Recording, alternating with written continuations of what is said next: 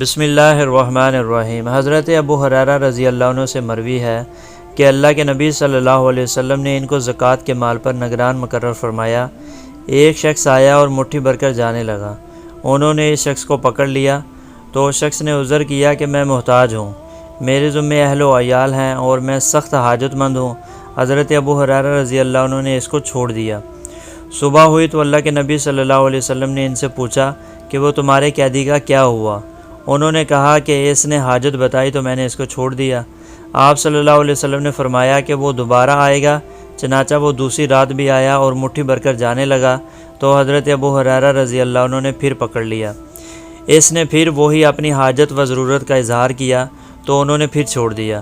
نبی کریم صلی اللہ علیہ وسلم نے صبح پھر پوچھا اور حضرت ابو ہریرہ رضی اللہ عنہ نے وہی جواب دیا۔ آپ صلی اللہ علیہ وسلم نے پھر فرمایا کہ وہ پھر آئے گا، اور اسی طرح پھر تیسری رات بھی وہ آیا تو حضرت ابو ہریرہ رضی اللہ عنہ نے اب اس کو پکڑ لیا اور فرمایا کہ میں تجھے نہیں چھوڑوں گا۔ تو بار بار وعدہ کرتا ہے کہ نہیں آؤں گا، مگر پھر وہی حرکت کرتا ہے۔ میں تجھے رسول اللہ صلی اللہ علیہ وسلم کے سامنے پیش کروں گا۔ اس پر اس نے کہا کہ اگر تم مجھے چھوڑ دو تو میں تم کو کچھ ایسے کلمات سکھاتا ہوں جو تم کو نفع دیں گے۔ حضرت ابو ہریرہ رضی اللہ عنہ نے پوچھا کہ وہ کیا ہیں؟ تو کہا کہ جب تم اپنے بستر پر جاؤ تو آیت الکرسی پڑھ لو، تمہارے لیے اللہ کی جانب سے ایک محافظ مقرر ہو جاتا ہے اور صبح ہونے تک شیطان تمہارے قریب نہیں آ سکتا۔ حضرت ابو ہریرہ رضی اللہ عنہ نے اس کو چھوڑ دیا، اور جب صبح ہوئی تو نبی کریم صلی اللہ علیہ وسلم کو قصہ سنایا۔ آپ نے فرمایا کہ اس نے سچ کہا اگرچہ وہ جھوٹا ہے۔